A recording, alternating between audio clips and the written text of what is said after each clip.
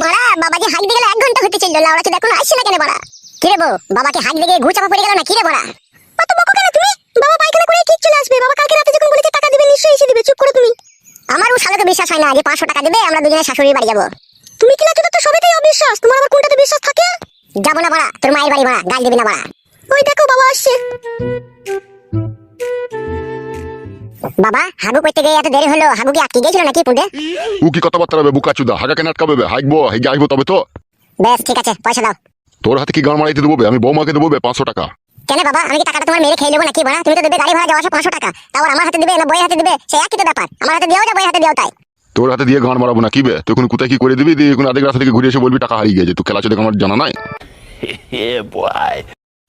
এই নাও বৌমা, ধরো টাকাটা ধরো। একটা কথা শোনো বৌমা, তোমার মায়ের সাথে বেশি এরকম কথাবার্তা বলার দরকার নেই, ঠিক আছে? চুপ বে শালো আর কপালি চুদা। আর বলবে বৌমা যে মা তুই একা বয়স্ক মানুষ, তুই এখানে একা রান্না বান্না করে খেতে খুবই অসুবিধা হচ্ছে, আর ওখানে কোনো অসুবিধা হবে না। আমার শ্বশুরের বেগুনের বাগান আছে, ঠিক আছে? সবজি মালের কোনো অভাব নেই, কোনো অসুবিধা নেই, পাশাপাশি দুটো ঘর, তোর কোনো টেনশন নাই, তুই খাবি দাবি ওখানে আরামসে থাকবি। এইভাবে বুঝিয়ে পারিয়ে নিয়ে চলে আসবে। ঠিক আছে বাবা, বুঝতে পেরেছি। বাবা বলবে বল। বলবে না বাবা, তাহলে যাবো না বাবা, বলে দিলাম শাশুড়ি বাড়ি। আচ্ছা ঠিক আছে বলবো না, বল কি বলবি বল। 125 টাকা আমাকে আলগা দিয়ে দাও বাবা। কেন বে, কি গান মারাইতে দেবো 125 টাকা আলগা? আমি এক বোতল বাংলা মাল নেবো 60 টাকায়, আর শাশুড়ি লেগে 15 টাকার 12 ভাজা নিয়ে নেবো, আর একটা বড় চণ্ডীদাস বিড়ি নিয়ে নেবো। আর যদি পয়সা বাড়ে তাহলে শাশুড়ি লেগে 1 ডজন চুড়ি কিনে নেবো। বে আর কপালি চুদা ওসব দিতে হবে না বে, তোরা যেই তো চলে আসবি বে।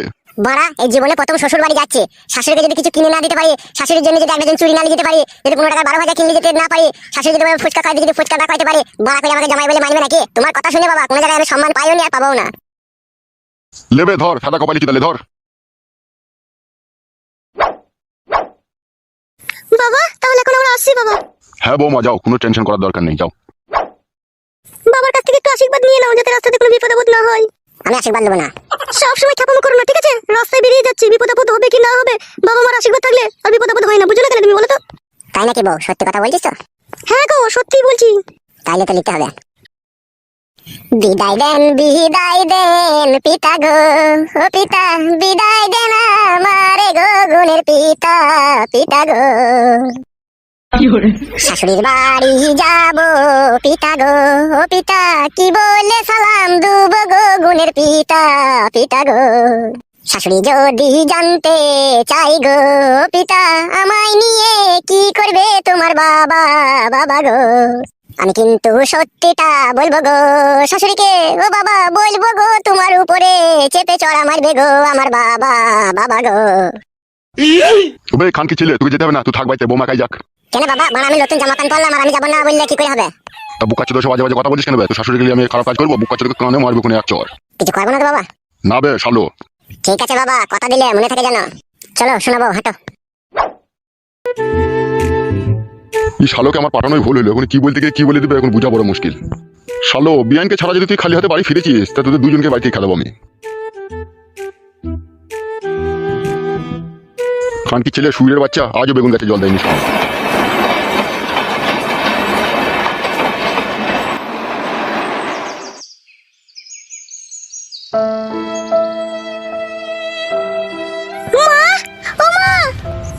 কে ওখানে? মা গো মা, আমি ঝুমা, মা আমি ঝুমা। ও মা ঝুমা, তুই এসেছিস মা রে? মা তুই এতদিন পরে এলি মা রে, তোর কি মন খারাপ একটু আমার জন্য করে না মা রে? মা রে আয় আমার বুকে, আয় মা আমার বুকে একবার আয় রে, তোকে কতদিন দেখিনি রে মা। ও মা গো, আমিও তোমাকে কতদিন দেখিনি মা গো, আমিও তোমাকে কতদিন দেখিনি। মার বালডে, তো গুদুম শাশুড়ি রে মা। আরে মা, তো তুই একা চলে এলি, তুই দিলীপ বাবাজিকে কেন সাথে করে আনলি না মা? আর বলিও না মা দুঃখের কথা, তোমার জামাই দিলীপ আর নেই গো, তোমার জামাই দিলীপের সাথে আমার কবে ডিভোর্স হয়ে গেছে। এই কি কুলক্ষণী কথা বললি রে মা, কেন এই সমস্ত কাজ হলো মা, কি করে হলো রে? মা গো সে অনেক কথা, সে পরে শুনবে তুমি। আর ওই ছেলেটা কে রে মা? মা গো ওইটাই এখন তোমার জামাই মা। বাবা জামাই ওইখানে দাঁড়িয়ে আছো কেন বাপ? শোনা আমার, ওই চৌকির উপরে বসো বাপ। ও অসুবিধা নাই মা, ঠিক আছে এখানে দাঁড়িয়ে থাকলে অসুবিধা নাই। না বাবা মা তুমি এখানে বসো বাপ, ওই চৌকির উপরে বসো। শোনা আমার, তুমি এখানে বসো। চো মা আমার সাথে একবার রান্না করে চো, একটু শরবত করে দেবো, জামাই কিনে দিবি চো। এসো মা এসো।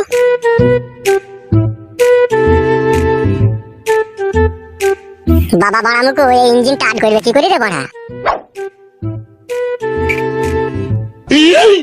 কই গো আমার নারকেল বেগম? কি হলো বলো? আজকে আমি একাই থাকবো বাড়িতে, তাড়াতাড়ি চলে আসবে সন্ধে লাগলেই। চুপ চুপ চুপ চুপ, জমাই আছে জমাই আছে। কই জমাই? কার জমাই? তোমার পেছনে, হে তোমার পেছনে। এ তো ভুদা মনে হচ্ছে পেয়ারা গাছে ঝুলে থাকা বাঁদর।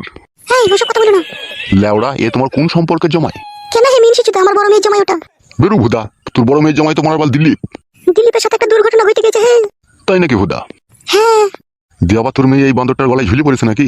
চুপ করো, বারে বারে ওসব কথা বলো না, শুনতে পাবে। আরে ও ভুদা কপালি ছোড়া, শুনতে পাইলেও বুঝতে পারবে না। ওর বয়স কত? বয়স হালকা তো। মা ও মা, চিনির কৌটোটা কোথায় আছে? ওই দেখ মা, ওই একটা হারা রঙের কৌটো আছে, ওই কৌটোটাই আছে দেখ চিনি। এই শোনো, সন্ধ্যেবেলা যেন চলে যাবো, আমি একাই থাকবো বাড়িতে। ঠিক আছে আমি চলে যাবো, তুমি যাও, বেশি বকো না, যাও এখন। ঠিক আছে লেওড়া, আমি চললাম। কে রে বাঁদর মুখো ছোড়া, শ্বশুর বাড়িতে হাফ বয়েল ডিম খেতেছিস নাকি? না না, শাশুড়ি মাকে নিয়ে যেতে হয়েছে, আমাদের বাড়িতে বেড়াইতে যাবে।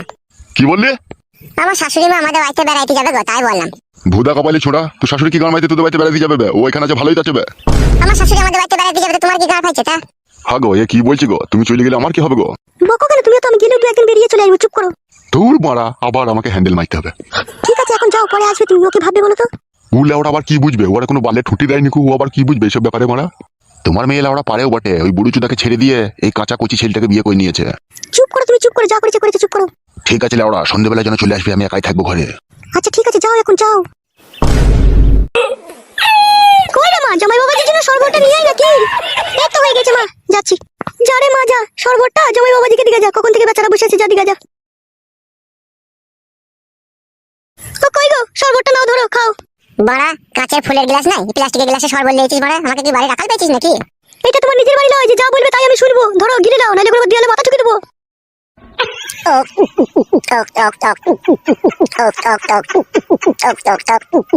হ্যালো, এই কেলাচি দি, এত নুন দিচ্ছিস কেন লো শরবতে? সে কি রে মা, কি নির্লজ্জ বেহায়া জামাই, আমার সামনে তোকে খিস্তি করে গালাগালি দিচ্ছে। সবই আমার পুরো ভাগ্য রে মা, না হলে কি এইরকম চেঙ্গাটি চুদা ভাতার আমার কপালে জুটে? বল মা, এই ছেলেটাকে যদি দিলি বাবাজি আরো ভালো জামাই ছিল রে মা, তো তাকে কেন ছেড়ে দিলি রে মা? সে অনেক কথা মা, চলো রান্নাঘরে রান্না করতে করতে সব কথা বলবো, চলো। আয় মা তাহলে আয়।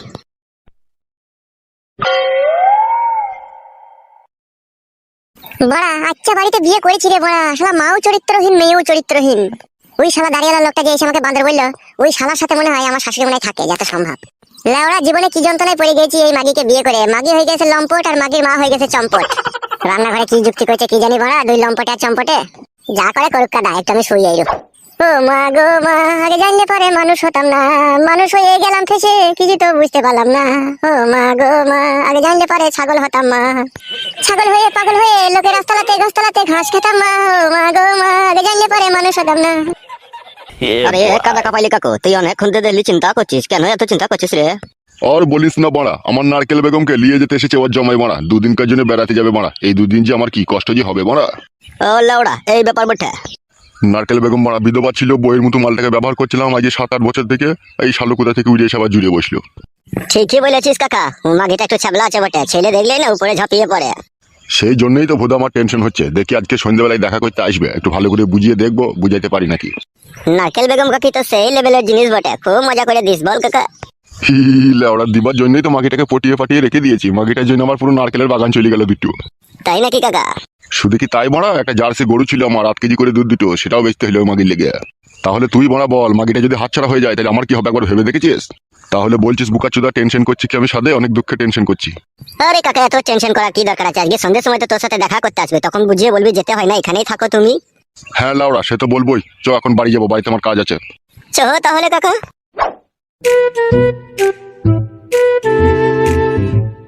আরে মা, দিলীপ বাবাজির সাথে তোর কি এমন হয়েছিল যা ওকে তোকে ডিভোর্স করতে বাধ্য হতে হলো? কি আর বলবো মা, বুড়ো চুদা এমনিতেই খুব কিপটে ছিল, বুঝতে পেরেছিস তো।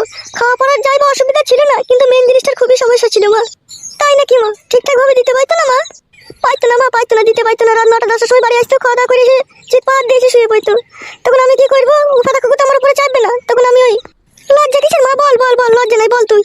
তখন ওই কাদা কুকুর বেটা শুয়ে থাকতো, আমি নুঙ্গির ভিতর দিয়ে হাত ভরিয়ে ওই যন্ত্রটায় হাত দিয়ে লড়িয়ে লড়িয়ে অনেকক্ষণ থেকে থরো করতাম। যাই বা থরো থরো করে দিতাম, তো আমাকে আবার গাল দিতে বলতো, খান কি আমি তোর উপরে চাইবো না, তুই নিজে নিজে নিবি তাহলে। তাই নাকি মা? ও বিশাল কাদা কুকুর বেটা তো তাইলে? হ্যাঁ মা। দিয়ে তারপর কি হয়েছে বল মা বল। তারপর ও কাদা কুকুর বেটা তো আমার উপরে চাইতো না, তখন আমি আর না থাকতে পেরে লুঙ্গিটাকে খুলে টেনে ফেলে দিতাম, ফেলে দিয়ে ওই উপরে চেপে কোনো রকম একটু ঠুকঠাক ভাবে হইতো মা, দিবাস আপনি লেটে গেত। তাই নাকি মা? তাইলে কাদা কুকুর বেটার ডান্ডায় কোনো কাজ হতো না? না মা, কোনো কাজই হইতো না। তাহলে তুমিই বলো ও আসার সময় ওর ডান্ডায় গরম পানি মাইয়ে আসতে পারিস নিকো সাদা কুকুর বেটা আমার ফুলের মতো মেয়ের জীবন নষ্ট করে দিল সাদা কুকুর বেটার হলে যে অন্যটা বিয়ে করতে গিয়ে বলেছিলাম আমার মেয়েকে না না মা এর আগেও আরেকজনকে করেছিলাম আমাদের পাড়ারই একটা ছেলে তাই নাকি রে মা এর আগেও বিয়ে করেছিলি হ্যাঁ মা একটা বিয়েওয়ালা ছেলেকে বিয়ে করেছিলাম তার ঘরে বউ ছেলে ছিল তাই নাকি রে মা দিয়ে ওখানে আবার কি হইলো ওখানে তো সেই মা সতীনের উপরে ভাত খেতে হয়েছিল আর সতীনের উপরে ভাত খাওয়া যে কি জ্বালা তুমি তো ভালো করে জানো মা একটা গাড়ির কাপড় দুবার কেচে বইতে হয়েছিল আমাকে ও হচ্ছে আজল মারানি ছেলে বাপ আবার কেউ বিয়ে করে আই বড় ছেলেকে করলে অত ঝামেলা হইতো না লোক পেছিলাম মা আই বড় ছেলে তখন পেছিলাম না এই ছোড়াটা কোথা থেকে এসে হাতে পায়ে ধরে আমাকে ভালোবেসে বিয়ে করলো ছেলে ভালো ওর সাথে ঝগড়া ঝামেলা করিস না মা ওকে মানিয়ে গুছিয়ে সংসার করবি বুঝতে পেরেছিস তো মা হ্যাঁ মা এই ছোড়াকে ছাড়বো না মা এই ছোড়াকে ছাড়লে হবে না যে যা করবো করবি কে মাঝে মধ্যে একবার করে ঠুকঠাক করে দেবো আর আমার যা ভালো লাগবে আমি তাই করবো তো সে সাদা খুব বেটা গেল কোথা রাতে চলে এসে খাওয়া দাওয়া করে শুবে কোথায় গেল সে এই তো চলে এসেছি মা, গাল দিও না, তোমাদের বাড়ির ওই পান্ডারে বসেছিলাম একটু। ছি ছি বাবা জামাই তোমাকে কেন গাল দেবো বাপ শোনা আমার ওই চোখের উপরে বসো বাপ চো মা রান্না করেছো চারটে ভাত দেবো জামাই বাবাজিকে এনে দিবি চো হ্যাঁ মা চলো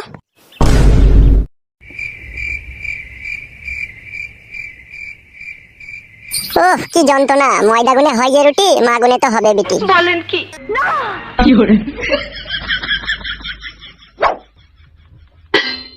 কই গো এসো গিলে নাও ওই রকম কথা বললে বাড়া আমি খাবো না বাড়া, আমি কি তোদের বাড়িতে খেতে এসেছি নাকি তোর মাকে নিতে এসেছি? তা গিলে নাও গো হে মা তো যাবে গিলে নাও তা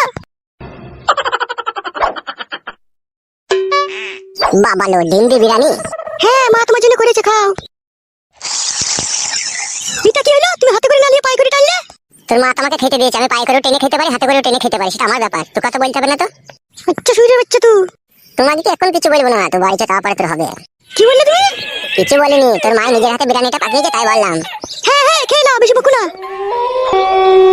আরে মা রাত তো অনেকই হয়ে গেল তাহলে ঘুমাবি তো নাকি এবার বসো বসো মা, ঘুমাবো তো না মামার আবার রাত হলেই না তোর এই মেজু কাকিদের বাড়িতে আমাকে একবার একবার করে মাঝে মধ্যে যেতে হয় কেন মা, মিজু কাকিদের বাড়িতে রাতে তুমি দিয়ে কি করো?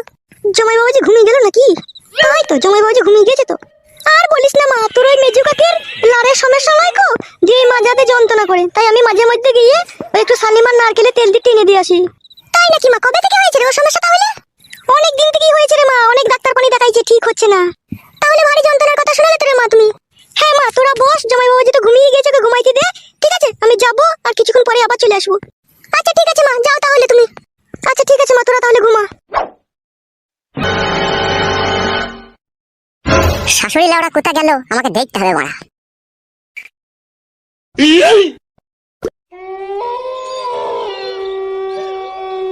তোর লেওড়া এত রাত হতে চললো মাগিটা আবার কখন আসবে লেওড়া যদি মাগি জমায়ের সাথে গল্প করতেই ব্যস্ত আসুক মাগিকে আগে তলা সই দেবো আজকে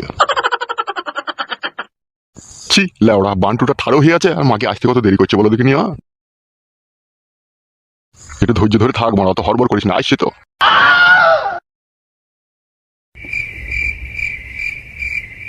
কে মনে হলো দাঁড়িয়ে ছিল মনে হলো কই কাউকে তো দেখতে পেছি না তাহলে হয়তো আমার মনের ভুল হতে পারে